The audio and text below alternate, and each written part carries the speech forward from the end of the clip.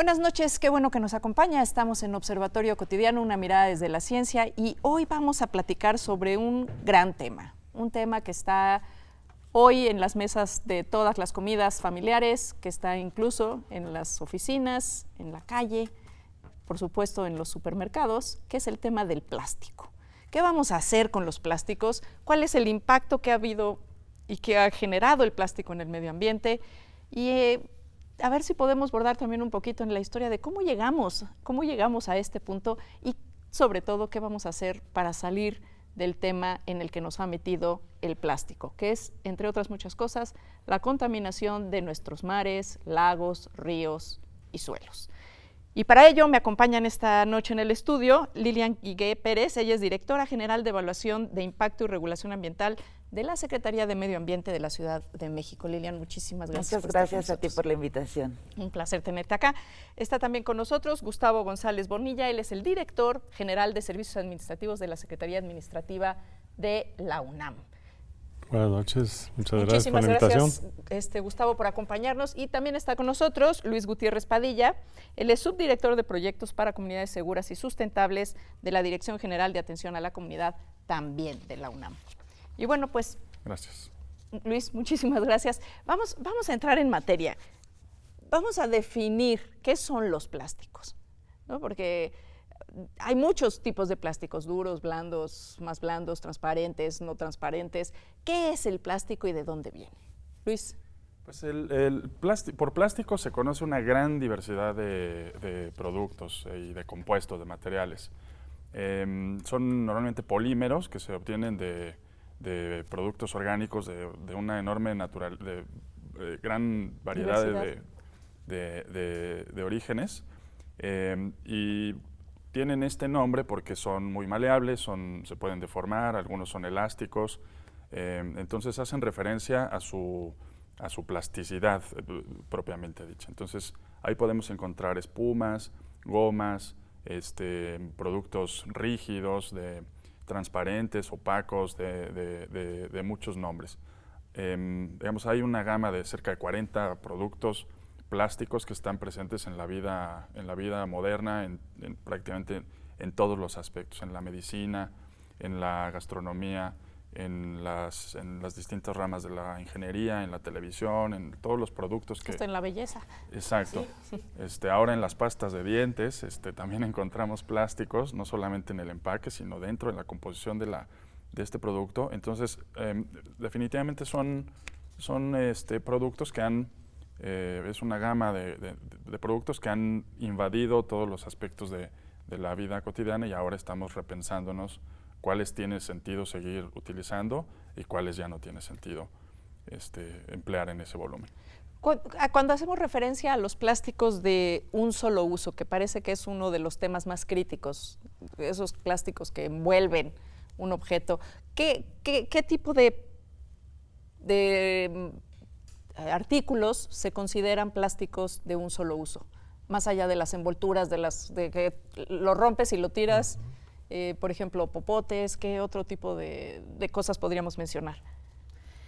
Fíjate que son bastantes, es increíble, ¿no? Pero conforme nos damos cuenta de todo lo que utilizamos en el día a día, son bastantes. Sobre todo, tiene mucho que ver con el empaque, con el embalaje de productos que consumimos todos los días. Por ejemplo, prácticamente toda la comida para llevar, que es algo que es muy común ahorita con todos los servicios que hay de comida para llevar, todos te entregan plásticos de un solo uso, ¿no? Tenedores, cuchillos, cucharitas, popotes, ¿no? El mismo vajilla para... donde está puesto.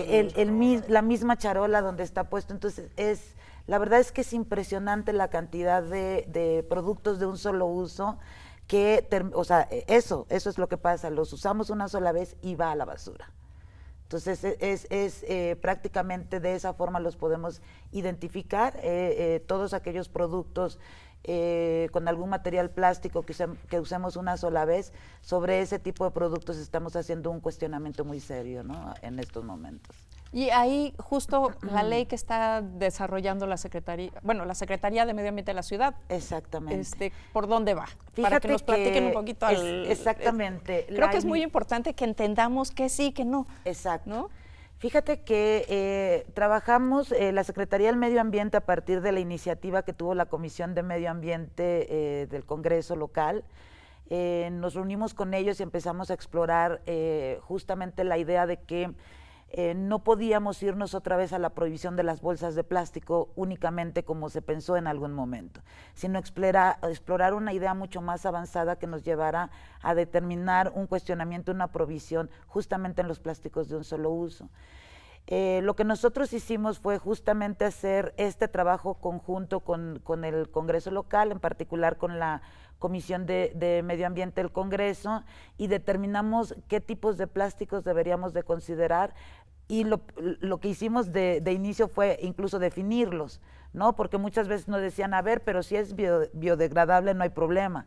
Sí, pero resulta que para eso necesita 500 años, ¿no? Sí. Entonces, la escala de tiempo importa. Sí, exactamente, no era. Mucha gente cree que ese concepto nos lleva a ser ecológicos o a ser amigables con el ambiente, y bueno, pues la verdad es que entendimos que no, a partir de un análisis más serio y más profundo de este asunto. Y en realidad la iniciativa que trabajamos junto con el Congreso, bueno, que incluso se aprobó ya en el Congreso de la Ciudad y está por publicarse, tiene que ver en una dinámica de buscar lo que sea compostable. O sea, lo que tenga esta capacidad de que en un proceso controlado vuelva a tener condiciones de reuso. Y con un tiempo relativamente corto, ¿no? Sí, por supuesto. Eso es justamente lo que plantea la iniciativa para esta tarea. Entonces, la iniciativa de ley, en efecto, prohíbe todos los plásticos de un solo uso. Incluso tiene periodos en los transitorios, quedó la periodicidad para alcanzar cuándo deberíamos de estar eliminando o ya eliminado los productos como las bolsas de plástico, por ejemplo, y cuándo deberíamos de eliminar todo lo que tiene que ver con charolas, popotes, tenedores, cuchillos, incluso las cápsulas de café, que se nos han vuelto también todo un tema con la industria, ¿no? Entonces estamos hablando no necesariamente tendrían que ser de plástico, ninguno de esos No, objetos, nada ¿no? de eso debería de ser de plástico, sino que más bien la industria ahorita, toda su producción es a partir de hacerlo de una forma en la que incluso en otros lados ya no está funcionando de esa manera. En México todavía tenemos la cápsula de café de plástico, pero en otros lados del mundo ya no. Ya se encontró una manera distinta de hacerla y es un material que se puede compostar, o sea, que es compostable. Es súper interesante. Por ejemplo, ¿qué oferta nos tiene, en este caso, a las universitarias y los universitarios y al público en general, en un espacio como la tienda UNAM, que es el que oferta los productos? ¿Cómo se puede hacer esta transición? ¿Qué dificultades están encontrando ustedes? ¿Cómo se percibe desde ese espacio? Pues en realidad nosotros venimos transitando poco a poco a desechar todo aquello que no es biodegradable. ¿Qué significa esto? Bueno, en la comercialización más o menos que tenemos anualmente son 30 toneladas de desechables. Pero ¿qué pasa? Que por ejemplo vasos, platos, cubiertos, todo esto, algunos de fécula de maíz, vamos tratando de que la gente, nuestros consumidores, por un lado el público en general y por el otro entidades y dependencias, entiendan que hacia dónde tenemos que dirigirnos. De hecho, una de las partes importantes que también traemos como estrategia son las bolsas. Las bolsas de polietileno, dejarlas de lado. Ahora van a ser las de polipropileno, que sí dicen, bueno, son bolsas ecológicas. De alguna manera, la ventaja que tiene es que es en más corto tiempo se puede degradar. Y ese polipropileno, que en realidad es el non-woven, el no tejido, ¿de qué lo hacen? Pues precisamente de fibras que con procesos químicos, físicos o algunos aditivos se agarran, se apelmazan y forman una serie de placas que son fácilmente utilizables. De eso vamos nosotros a iniciar este 14 de junio, la entrega de bolsas y todo lo que es la campaña Yo Traigo Mi Bolsa. Y que esa bolsa se reusa, no es de Además, úsese y tírese. Que ahí, ¿no? es donde radica precisamente lo que es la bolsa ecológica, por el reuso, la capacidad que tiene la bolsa de no romperse, deshilacharse, si se quema no suelta llama y se degrada más fácilmente. De hecho, este tipo de materiales no nada más es usado para las bolsas, lo usan, por ejemplo, en cirugías, en los médicos, lo usan como cubrebocas, en filtros, hasta hay vestidos que han hecho de polipropileno. Entonces, bueno, nosotros dentro de la tendencia que tenemos en la tienda, precisamente es hacer una sustitución gradual de estas 30 toneladas en promedio que comprábamos de bolsa por año. No, pues es que sí es un espacio. Me imagino que así como ustedes podemos empezar a multiplicar por cada uno de los supermercados de la ciudad, y ¿no? al ¿Y principio, del país? sí, al principio lo que vamos a hacer es regalar la bolsa. Claro, no el que va y compra un refresco o un paquetito de galletas le damos una bolsa, porque, bueno, pues las bolsas cuestan, sino el que en realidad va a ser su súper, ¿verdad? Le damos su bolsa. Y esto veremos hasta qué momento nos alcanzan las bolsas. Más o menos andamos calculando en 14,000 bolsas que tengamos de inicio, de arranque, para que posteriormente también ver si conseguimos patrocinadores, pues para que salga todavía mucho más barato el costo de la bolsa o se siga regalando hasta donde se pueda. Pero sí es una parte importante de que tenemos en la tienda como premisa de precisamente ir desplazando gradualmente lo que es la bolsa de polietileno. Y yo creo que ese es un punto muy importante, porque si, por supuesto, el consumidor tiene un gran poder de elección, pero también los comercios tienen una gran capacidad de hacer que cambie el juego. La incidencia de, pues aquí ya no tengamos este tipo de bolsas, aquí solo este tipo de bolsas, y pues porque yo me acuerdo todavía en algún momento cuando empezamos la transición al plástico te preguntaban papel o plástico, ¿no? Sí, sí. Y de pronto empezamos a escoger el plástico. Yo creo que para ahorrarnos las bolsas de la basura o no sé para qué era el plástico, pero empezaba a pasar eso un poco. Y yo creo que ahora hay que empezar a darle a las personas, en este caso, en el caso de los expendedores o las tiendas que venden, pues esta opción y poco a poco ir cerrando la posibilidad de la opción es esta o es esta, ¿no? En tanto logramos hacer un cambio un poquito más de mentalidad, porque también el plástico se usa luego en los hogares para cosas que uno ni siquiera se imagina, ¿no? Para arreglar el baño, para tapar la gotera, para 1000 cosas. Entonces tenemos que empezar a pensar realmente cómo dar ese giro, y yo creo que la apuesta que está haciendo la Ciudad de México es la correcta. Y vamos a hacer la primera, nuestra pausa, y usted ya sabe, tenemos que hacer un brevísimo corte. A ustedes ya sé que se les pasó rapidísimo el tiempo, pero regresamos en un segundo.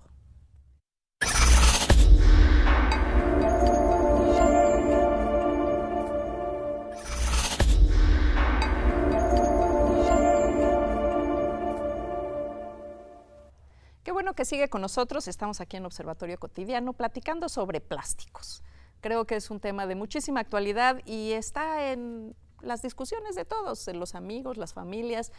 ¿Qué vamos a hacer sin el plástico? Pareciera como que no hubiera habido vida antes del plástico, y la verdad es que era una buena vida la que teníamos antes del plástico. Quizás algunas cosas pues eran un poquito más trabajositas de hacer, pero no por ello las dejábamos de hacer. A lo mejor pues sí, era una forma mucho más amigable de coexistir entre las personas y sobre todo con el medio ambiente. Tengo aquí un dato que es muy interesante. Entre 1950 y 2015, la producción acumulada de plásticos asciende a 7.800.000 megatoneladas, lo que equivale alrededor de más de 1 tonelada por habitante en el planeta.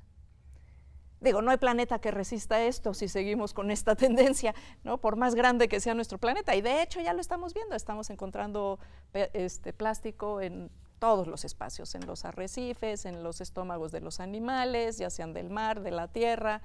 Se ha vuelto una plaga, algo que pretendía ser una solución a una forma de empacar, de transportar, de almacenar. De pronto se nos ha vuelto un problema a los seres humanos. Y bueno, nosotros lo creamos y creo que tenemos la capacidad de resolverlo. ¿Qué cosas podemos hacer, Luis, para resolverlo?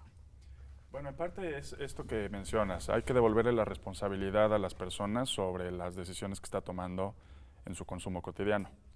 Decías hace un minuto, antes del corte, que el poder que tienen los consumidores para cambiar el estado de cosas, es gracias a los consumidores, que ahora somos los mexicanos en particular, que ahora somos el primer país consumidor de botellas de agua. Ese poder tenemos, podemos cambiar todo el mercado con ayuda de las transnacionales, por supuesto, pero si todos decidimos regresar al consumo de agua en los sistemas de distribución de agua potable en las ciudades, pues también podemos ir eliminando todos estos productos. Entonces es una cuestión de tomar conciencia sobre los efectos que tienen nuestras decisiones y entender que esas decisiones van a tener una consecuencia que se va a extender por cientos o miles de años, ¿no? Al remover el azúcar de una taza de café con un popotillo que se va a tirar inmediatamente, en vez de utilizar una cuchara, como una pajita de madera. O una pajita de madera. Bueno, pues esa es una decisión que va a perdurar, como decía, por cientos o miles de años. Creo que es muy importante tomar conciencia y es muy valioso que las instituciones académicas, los gobiernos, las empresas, nos volquemos a transmitir esta nueva conciencia. Y además también apostar a la ciencia y la tecnología. Así como inventamos el plástico, podemos generar sustitutos. Estábamos comentando en el corte el tema de los globos. Sí, todo un tema. Fíjate, Mireya, muy interesante porque ¿quién se imagina también una sociedad sin globos en el sentido de las fiestas, sobre todo de los niños, ¿no? Y una de las cosas que nosotros estamos y trabajamos con el Congreso para la prohibición de los plásticos es que todo aquel plástico que sea compostable va a tener y va a estar permitido. Y ese es el asunto de los globos. La prohibición de los globos sobre todo es para todos aquellos que son de plástico, que no se puedan reciclar, que no se puedan reusar, que no se puedan, y que van directamente a la basura sin tener ningún otro aprovechamiento. En el caso de los globos ya hay materiales como el látex y otros con los que se están utilizando también para que esta práctica de utilizar globos no se vea eliminada de la noche a la mañana en un contexto cultural y tradicional de la sociedad, ¿no? No, bueno, pero si hay un sustituto, pues sí, hay que usarlo. O sea, no se trata de prohibirnos ahora todo lo que hacíamos, que en este caso un festejo, ¿no? Si hay una manera razonable de hacerlo que no afecte tan dramáticamente al ambiente como lo están haciendo. Y aquí de acuerdo con Luis, fíjate que una de las cosas que además estamos haciendo en el gobierno de la ciudad y ayer, que fue el Día Mundial del Medio Ambiente, lo presentaba la jefa de gobierno, tiene que ver con un gran reto, con una meta muy ambiciosa, pero que tiene que ver mucho con el poder del consumidor. Es cómo hacemos que disminuyamos la generación de residuos, de basura, porque tenemos ese gran poder de poder reducir entre con qué muevo, ¿no? El azúcar en mi café, si lo hago con una cucharita o con un pobotillo de plástico, pero también todo lo que no podamos eliminar de nuestro consumo habituales, hay que reciclarlo. Que ahí entra todo un tema de educación, porque se podía, lo hacíamos. Exacto. Entonces, el poder del consumidor, ¿no? Y ustedes lo están ya vibrando en la tienda, ¿no? Sí, de alguna manera, algo que se mencionó, bueno, en principio, ¿qué tiene que ver? Una concientización. Ser consciente de lo que implica consumir todos estos materiales que no son degradables. Voy a poner un ejemplo muy sencillo a propósito del agua. Aquí en la institución, poco a poco vamos transitando hacia qué cosa. A no vender tantas botellas de agua para entidades y dependencias, sino que usen el agua de filtros o la purificada, porque muchas veces agarran en una reunión, en una sesión, les ponen una botella, voy a decir, de 600 mililitros. Y se toman 2 traguitos. Ajá, y lo demás, si no hay plantas, pues va al desagüe, ¿no? Y entonces, ¿qué pasa con eso? Digo, a nosotros en la tienda no nos importa que casi no vendamos agua para entidades y dependencias. Más bien aquí lo importante es evitar y es concientizar y una reeducación y ver el valor que tiene la parte biodegradable. Que eso es lo que cuesta mucho trabajo por parte de la gente entenderlo. Poco a poco hay que irlo haciendo. Mencionaba yo hace rato que en Querétaro, por ejemplo, las tiendas de autoservicio ya no dan bolsas de polietileno. Dice, trae su bolsa, llévese la mercancía. Si no, pues compre una. Pero ya está generalizado. Y aquí, bueno, pues todavía encuentra en todos lados la bolsa. Los empaques también estamos de alguna manera incidiendo en que el empaque de cualquier artículo que están usando plástico, pues lo vayan cambiando, de tal forma que haya menos contaminación. Y también hay un tema de ahora que lo comentas, y quizás tú me desmentirás si no es el caso, esta manía esta decisión que se hizo de un USB o algo pequeñito, empacarlo en algo muy grande de plástico, básicamente un fondo de cartón y plástico, en la idea de evitar los robos o de evitar que hubiera alguien, una persona que abriera una cajita y te lo diera, ¿no? Sí va por ahí este crecimiento del empaque y el embalaje. Bueno, lo que pasa es que eso ya es propio de las empresas, que vayan teniendo alguna otra estrategia para poder empacar esas cosas, porque sí, abusan del plástico para los empaques. Pero yo creo que a ellos les cuesta. Yo creo que esta decisión de poner estos empaques tan grandes viene un poco de poderlos poner a la vista y que fuera fácil para el comprador tomarlo directamente y llevarlo a caja, en lugar de tener que abrirle, como pasa muchas veces y sigue pasando en algunos casos en los supermercados con las medicinas, que te tienen que ir a abrir el cajoncito de la medicina, ¿no? Sí, pero como bien dices, en un momento dado tiene que haber sustitutos de esos tipos de empaques. Y eso es lo que seguramente tendrá que verse y obligar también a estas empresas a decir, oye, no es ese tipo de empaque, porque pues es perjudicial para el medio ambiente. Entonces, de alguna manera, nosotros también estamos viendo todos aquellos empaques, decirles, pues mira, cambia, transita una cosa menos agresiva al medio ambiente, o totalmente que no sea agresiva. Y ahí es donde entra la autoridad, que yo creo que un poco más ya pasamos de la época y la etapa del convencimiento, ¿no? Ya creo que tenemos que ser más rígidos. De los empaques y embalajes de verdad es un problema muy grave, porque puedes encontrar un producto y lo vemos cuando sacamos, no sé, una fragancia o algo de un empaque y ves que tiene 50 envolturas, ¿no? Entonces sí es una cosa que me parece que debemos de trabajar. Nosotros en el gobierno de la ciudad desde enero empezamos a trabajar con toda la industria.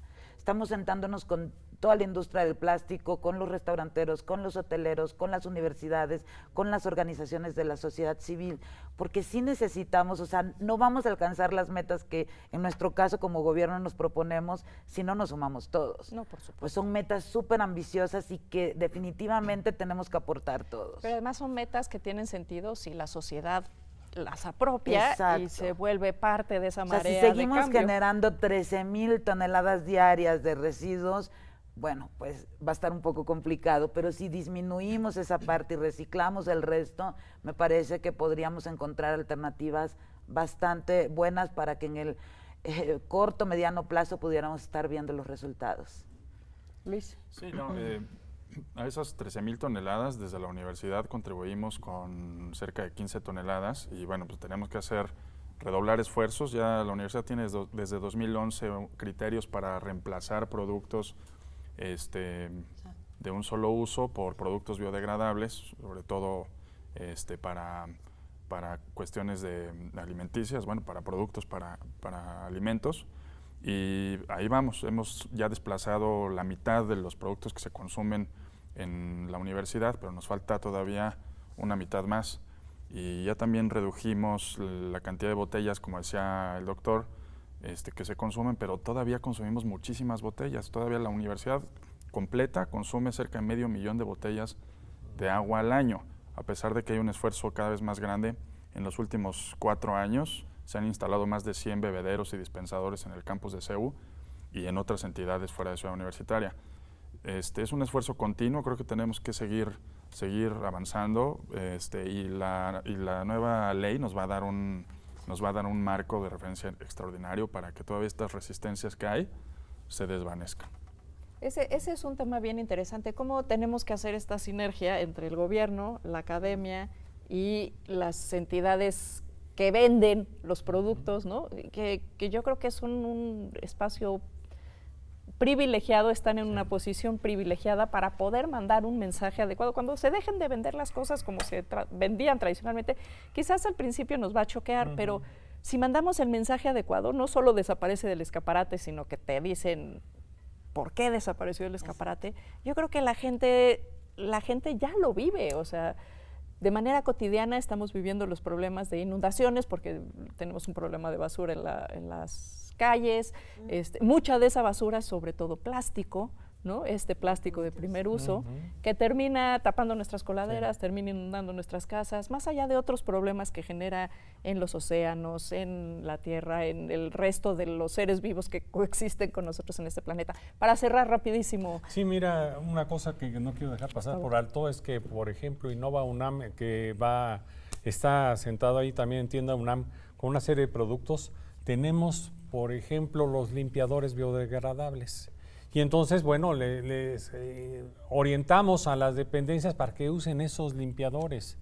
Y entonces la tienda cada vez va más tendente a precisamente a impulsar, promover, concientizar a los usuarios, bueno, nuestros clientes que van a hacer sus compras de todo este tipo de beneficios que pueden obtener a partir de productos biodegradables. Y bueno, la bolsa que empezamos el 14 de junio a hacer un cambio, una sustitución paulatina por las bolsas de polietileno.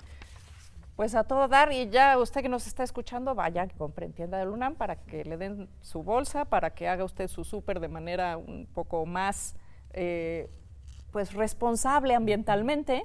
Y bueno, pues no me lo van a creer, pero el tiempo ya se nos acabó. Luis, muchísimas gracias por estar aquí. Lilian, un gusto tenerte. Gustavo, muchísimas gracias por acompañarnos esta noche. A usted que hizo el favor de estar con nosotros, a los colegas de TV UNAM que hacen posible que esto llegue hasta su casa. Muy buenas noches. Esto fue Observatorio Cotidiano, una mirada desde la ciencia.